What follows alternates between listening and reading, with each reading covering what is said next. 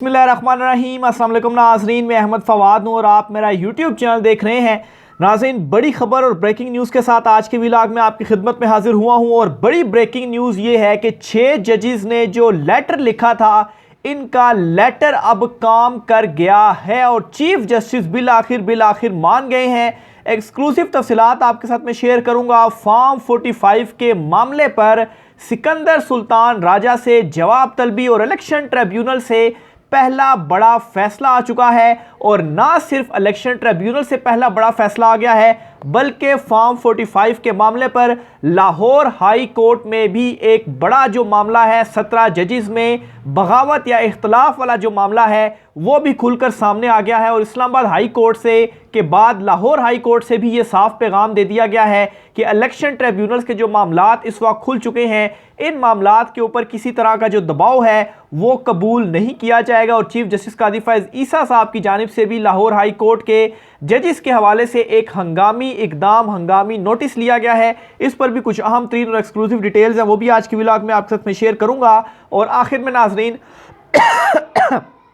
माफ़ कीजिएगा, आखिर में नाजरीन इमरान खान साहब की रिहाई की तारीख सामने आ गई है। इस पर भी कुछ अहम तरीन तफसीलात आपके साथ में शेयर करूंगा। काफ़ी दिनों से ये मामला चल रहा था कि इमरान खान साहब को जो रवाबित हैं वो किए जा रहे हैं, राब्ते किए जा रहे हैं। कोई मफाहमती ग्रुप है जो बीच में मौजूद है और दोनों तरफ मनाने की जो कोशिश है वो की जा रही है। और ख़ास तौर पर इमरान खान साहब से डील के हवाले से जो कोशिशें हैं वो की जा रही हैं। तो अब इसी दौरान इमरान खान साहब की रिहाई के हवाले से ये बड़ी जो दावा है वो क्या सामने आया, इस पर भी कुछ एक्सक्लूसिव डिटेल्स हैं, वो भी आज की व्लॉग में आपके साथ में शेयर करूँगा। माफ़ कीजिएगा, सबसे पहले तो नाज़रीन आपको बड़ी ब्रेकिंग न्यूज़ देता चलूँ कि इस्लामाबाद हाई कोर्ट में 6 जजेस के ख़त वाले मामले के ऊपर अहम तरीन जो इजलास है वो हुआ है। और इस इजलास में इस्लामाबाद हाई कोर्ट के चीफ जस्टिस आमिर फ़ारूक साहब समेत तमाम जो 8 जजेस हैं वो मौजूद थे। और इसमें जजेस की जानिब से जो फैसला सामने आया है, जो एक पैगाम पहुंचा दिया गया है, वो ये है कि हम तमाम जजेस इकट्ठे हो चुके हैं और इस मामले के ऊपर चीफ जस्टिस आमिर फ़ारूक साहब जो हैं वो भी जजेस के साथ हैं। एक बड़ा पैगाम दे दिया गया है। ना सिर्फ ये, बल्कि यहाँ तक कहा गया है कि इदारा जाती जो रिस्पॉन्स है वो दिया जाएगा। यानी कि ये जो कुछ दबाव डाला गया 6 जजेस के हवाले से जो लेटर सामने आया, इसको ये अब ना समझा जाए कि आप यूं ही किसी जज के ऊपर दबाव डालकर काम निकलवा लेंगे। अब अगर कोई इस तरह का चीज़ हुई तो इदारा जाती यानी कि पूरा इदारा खड़ा होगा और वो इसका जो रिस्पॉन्स है वो देगा। बहरहाल यहाँ पर एक सवाल ये भी है कि चीफ जस्टिस आमिर फ़ारूक साहब जो हैं उन्होंने पहले इस तरह से क्यों नहीं किया, क्योंकि इस्लामाबाद हाई कोर्ट के तो सारे जजेस तो एक तरफ थे और उन्होंने ख़त भी लिखा, लेकिन सिर्फ चीफ जस्टिस आमिर फ़ारूक साहब थे जिनकी जानिब से ये स्टेप नहीं लिया गया। बहरहाल जी, रिस्पॉन्स देने का जो फैसला अहम तजवीज़ है वो दे दी गई है। अंदरूनी कहानी जो है वो मैं आपके साथ शेयर कर देता हूँ। इस्लामाबाद हाई कोर्ट में होने वाले फुल कोर्ट इजलास में जजेस को मिलने वाले धमकी आमेज खत पर जजेस ने अहम फैसला किया है, जिसके मुताबिक मुस्तकबिल में किसी भी मुदाखलत पर मुतफिका रद्द-ए-अमल देने पर इतफाक किया गया है। यहाँ पर सवाल यह है कि मुस्तकबिल में इतफाक किया गया है तो अभी जो कुछ हुआ है इसके ऊपर क्यों नहीं दिया जाएगा रद्द-ए-अमल। तो इसका जवाब ये है कि जाहिर सी बात है, अभी जो कुछ दबाव डाला गया है, जो लेटर है वो अब सामने आ गया। अब इसके ऊपर रिस्पॉन्स यही है कि तजावीज़ तय हो और फिर उसके बाद सुप्रीम कोर्ट में भी नोटिस लिया गया। तो इस वजह से अब इसके ऊपर जो रिस्पॉन्स वाला टाइम था वो गुजर गया, अब तो चीज़ें तय होनी है। तो इस वजह से मुस्तकबिल में अगर ऐसा कुछ होता है तो पूरा इदारा जो है वो इस मामले के ऊपर एक होगा और रिस्पॉन्स देगा। इसके अलावा जी, फुल कोर्ट इजलास की अंदरूनी कहानी के मुताबिक इस्लामाबाद हाई कोर्ट मुतफिका तजावीज़ सुप्रीम कोर्ट को भेजेगी, जिसका ड्राफ्ट मुकर्रर तारीख तक से कबल सुप्रीम कोर्ट को अरसाल कर दिया जाएगा। और इस इजलास के अंदर नाजरीन जो तजावीज़ दी गई इस पर कोई भी जो इख्तलाफ है वो सामने नहीं आया। यानी कि चीफ जस्टिस आमिर फ़ारूक साहब जो हैं उन्होंने 6 जजेस या दीगर जो 7 जजेस थे इनके साथ मुकम्मल तौर पर इत्तफाक किया है। इसी तरीके से नाज़रीन दूसरी साइड पर जो इलेक्शन ट्रिब्यूनल्स इस वक्त बने हुए हैं इस्लामाबाद हाई कोर्ट में भी और चारों सूबाई हाई कोर्ट्स में भी, उन्होंने भी जो अपना काम है वो शुरू कर दिया है। और फॉर्म 45 के मामले पर पहली जो बड़ी खबर है वो आ गई है सिंध हाई कोर्ट से। PS 123 में इंतखाबी अजरदारी और धांधली से मुतलिक जो केस था वो दायर था इलेक्शन ट्रिब्यूनल में, और इलेक्शन ट्रिब्यूनल ने इस पहली ही समात के ऊपर जो तमाम इसमें फरीकैन हैं उनको नोटिस जारी कर दिया है। फरीकैन कौन कौन होते हैं? एक तो इनमें जो अपोजिशन पार्टी होती है और दूसरा इलेक्शन कमीशन होता है, क्योंकि फॉर्म 45 फॉर्म 47 के मामले के ऊपर इलेक्शन कमीशन ही जो नतायज है वो अनाउंस करता है। तो पहली जो बड़ी कार्रवाई है इलेक्शन ट्रिब्यूनल के अंदर, इसका आगाज हो चुका है सिंध हाई कोर्ट से, और यही फॉर्म 45 वाला मामला लाहौर हाई कोर्ट में भी खुल चुका है। आगे चलकर मैं उस डिटेल्स आपको बताता हूँ। और मेन इंपॉर्टेंट जो चीज़ है वो लाहौर हाई कोर्ट के इलेक्शन ट्रिब्यूनल्स ही हैं, क्योंकि ज़्यादातर पंजाब में ही असल मसला है। सिंध, केपी और बलूचिस्तान को कंपेयर किया जाए तो पंजाब में असल जो बड़ा मुबैना तौर पर धांधली है वो हुई और असल मसला यहाँ पर है। लेकिन जो अदलिया के हवाले से आपको डिटेल्स बता रहा हूँ कि जजेस डट गए हैं, वो पीछे नहीं हो रहे, और अब तो इदारा जाती रिस्पॉन्स देने का फैसला किया गया है। तो इसी दौरान ये पहली एक बड़ी फॉर्म 45 के हवाले से जो खबर है वो सामने आ गई है कि जो नोटिस हैं वो जारी करते हुए जवाब तलबी कर दी गई है। इसके साथ ही ना सिर्फ ये बल्कि फॉर्म 45 के मामले के ऊपर जो इलेक्शन कमीशन ऑफ पाकिस्तान की जानिब से कुछ हैरान कुन स्टेप्स उठाए गए थे, जिससे जानिबदारी के जो सवालात थे वो इलेक्शन कमीशन के ऊपर सिकंदर सुल्तान राजा के ऊपर उठे। खैर अब तो बहुत सारी चीज़ें खुलकर सामने आ गई हैं। एक अहम इकदाम आपको बताता हूं कि इलेक्शन कमीशन ने क्या किया और क्यों इसको मैं हैरान कुन कह रहा हूं जी, कि इलेक्शन कमीशन ऑफ पाकिस्तान ने NA 43 का जो हल्का था जहाँ से पाकिस्तान तहरीक इंसाफ जीती थी, वहाँ से एक नहीं बल्कि 2 मरतबा रिकाउंटिंग का जो हुक्म था वो दे दिया। यानी कि अगर कोई शक व शुबा होता है, चले आपने रिकाउंटिंग कर ली, 1 मरतबा हो गई, तो 1 मरतबा रिकाउंटिंग के बाद बस ठीक है, अब और कितनी 10 दफ़ा रिकाउंटिंग करनी है। लेकिन इलेक्शन कमीशन ने एक और मरतबा हुक्म दे दिया जी कि दोबारा भी जो रिकाउंटिंग है वो हो। तो इस मामले के ऊपर भी जवाब तलबी हो गई है इलेक्शन कमीशन की।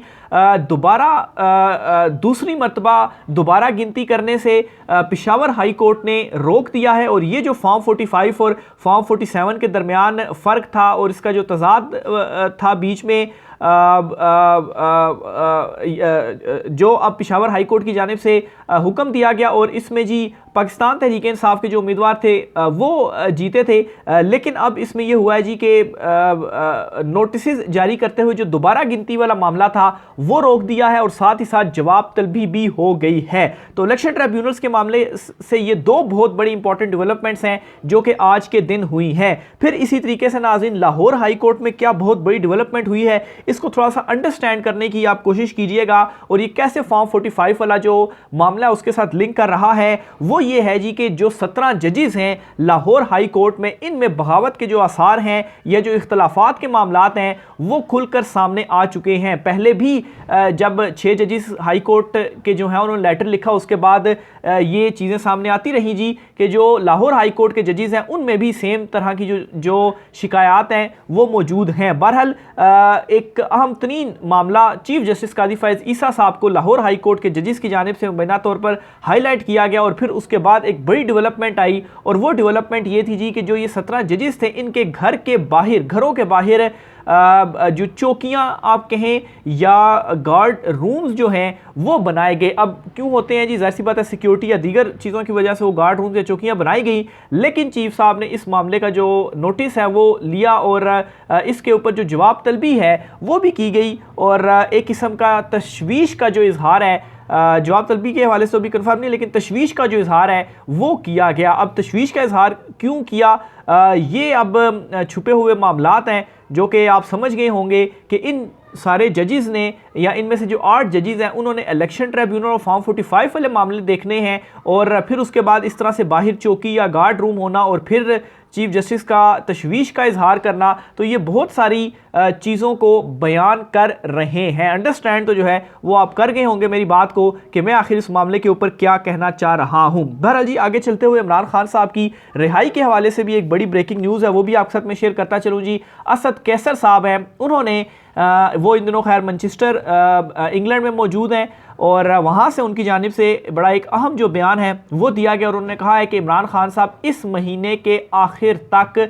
रिहा हो जाएंगे। जो नाज़रीन मुझे रेगुलर सुनते हैं उनसे मैंने कहा था कि इमरान खान साहब इस महीने के आखिर या मई के जो शुरू के 10 दिन होंगे वो वहाँ पे उन दिनों में इमरान खान साहब जो है उनकी जो रिहाई है उसके दावे किए जा रहे हैं कुछ अहम तीन हलकों की जानिब से। और इमरान खान साहब के केसेस के साथ कंपेयर करके आपको बताया था कि कैसे इमरान खान साहब के जो केसेस हैं वो बिल्कुल अपने आखिरी स्टेजेस पर हैं, जहां से अब फैसले ही होने हैं, एक दो समातों की सिर्फ और सिर्फ देर है।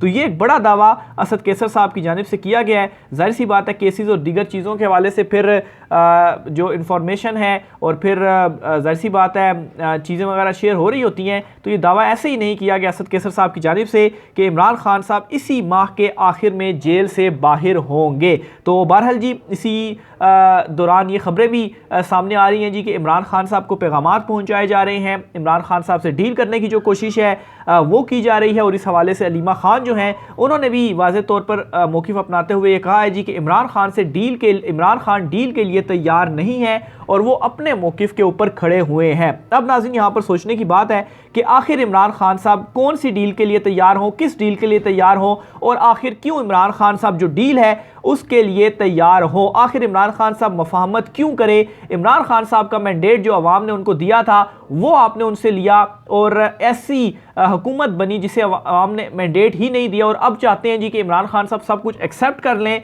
और जो है वो अपनी जो मज़ाहमत है उसे छोड़ दें और अपने मैंडेट को छोड़ दें। तो ये ऐसे तो नहीं हो सकता कि इमरान खान साहब इतनी सारी कुर्बानियाँ, इतनी सारी अवाम ने कुर्बानियाँ दी तो उसके बाद अब इमरान खान साहब डील कर लें और ये चीज़ की डील कर लें, तो ऐसा बिल्कुल भी नहीं होना। ये चीज़ सोच कर ही हंसी आती है कि ये कैसे एक्सपेक्ट किया जा रहा है। बहरहाल जी इमरान खान साहब अपने मौक़िफ़ के ऊपर डटे हुए हैं, ये भी अलीमा खान साहिबा की जानिब से जो कन्फर्म है वो कर दिया गया है। और इमरान खान साहब जो हैं वो एक ही उनका पहले वो कहते हैं जी कि सबसे पहले अवामी मैंडेट वापस दिया जाए, फिर उसके बाद कोई बात होगी तो होगी, उससे पहले कोई बात नहीं होगी। लेकिन दूसरी तरफ ताकतवर जो हल्के हैं उन पर भी इस वक्त प्रेशर बढ़ता जा रहा है कि इमरान खान साहब को इंगेज करना अब लाजिम हो गया है, नहीं तो मामलात इस तरह से अब आगे नहीं बढ़ सकते। तो बहरहाल जी ये कुछ अहम तरीन तफसीलात थी। इसी तरह से जी बैरिस्टर गौहर साहब जो हैं उन्होंने भी बड़ा एक अहम तरीन बयान दिया है और उन्होंने ये कहा है कि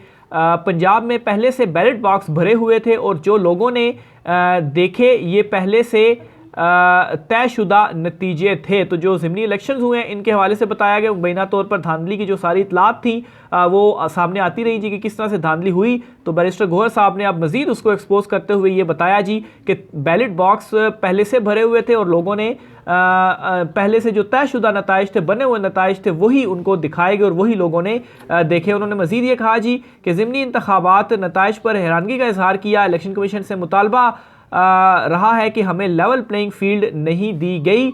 उन्होंने कहा जी कि कमीशन बनाकर फॉर्म 45 पर तहकीकात करते तो ज़िमनी इंतखाबात में धांधली ना होती। चीफ जस्टिस को याद दहानी कराना चाहते हैं कि इलेक्शन कमीशन पर पटिशन हमने दायर की है लेकिन अभी तक सुनी नहीं जा रही। उन्होंने मज़ीद कहा जी कि रिटर्निंग अफसरान और डिस्ट्रिक्ट रिटर्निंग अफसरान जुडिशरी से क्यों नहीं है, अवाम का हक है कि उनका वोट सही तरह से गिना जाए। इलेक्शन का अमला खुद कह रहा है कि बैलेट बॉक्स पहले से भरे हैं, अवाम जिसको वोट दें वो नुमाइंदा पार्लियामेंट में बैठे और सुप्रीम कोर्ट हमारे रिजर्व सीटों की पिटीशन सुने। लेकिन इस हवाले से अभी तक कोई सुनवाई नहीं हो रही। इवन के मुलाकात करने 2 मरतबा बैरिस्टर गौहर साहब सुप्रीम कोर्ट ऑफ पाकिस्तान में आए, वहाँ पर अहम मुलाकात भी हुई और ये कहा गया जी कि चीफ साहब इस वक्त लाहौर में हैं, वो वापस आएंगे कराची में है, तो वो नेक्स्ट वीक वापस आएंगे। फिर उसके बाद देखेंगे जी कि कौन से मुकदमे लगने या नहीं लगने या कब तक आपके जो मुकदमे हैं वो लगने हैं। आखिर में नाज़रीन सुप्रीम कोर्ट ऑफ पाकिस्तान में एक बड़ी अहम दरखास्त दायर हुई है और नेशनल एक्शन प्लान 2014 पर अमल दरामद के लिए दरखास्त सुप्रीम कोर्ट में दायर की गई है, जिसमें वफाकी सूबाई हुकूमतों और वज़ीर दाखिला को फरीक बनाया गया है। और इसमें कहा गया कि जी के शोहदा फोरम बलोचिस्तान के pattern in chief Nawabzada Jamal Raisani ने एडवोकेट हाफिज़ एहसान खोकर के ज़रिए दायर की, जिसमें पुलिस रिफॉर्म्स पर फौरी अमल दरामद शुरू करने के अहकाम जारी करने की इस्तदा की गई। तमाम अदालतों में ज़ेर इल्तवा दहशतगर्दी के तमाम मुकदमात को फौरी तौर पर जल्द फैसले करने के अहकाम दिए जाएँ, जबकि वफाकी और सूबाई हुकूमतों से बैनुल अक़वामी मेयार के मुताबिक गवाहों के तहफ़्फ़ुज़ और प्रोसिक्यूशन पर अमल दरामद करने की इस्तदा भी इसमें की गई है। शहदा के बच्चों को मुफ्त तालीम और अहल खाना को सिक्योरिटी फराहम करने की भी दरख्वास्त में इस्तदा की गई है। सोशल मीडिया के जरिए दहशतगर्दी की तशहीर को रोकथाम के लिए भी इकदाम उठाए जाने की दरख्वास्त की गई है। तो ये नाजरीन आखिर में प्रोपेगेंडे के तौर पर लापता अफराद की फहरिस्त में शुमार करवाने वालों के खिलाफ कानूनी एक्शन का भी मुतालबा किया गया है। तो ये अहम तरीन दरख्वास्त है जी, जो कि सुप्रीम कोर्ट ऑफ पाकिस्तान में आई है। तो ये नाज़रीन आज कुछ अहम तरीन तफसीलात थी। राय का इज़हार कीजिएगा। इजाज़त दीजिए। अल्लाह हाफ़िज़।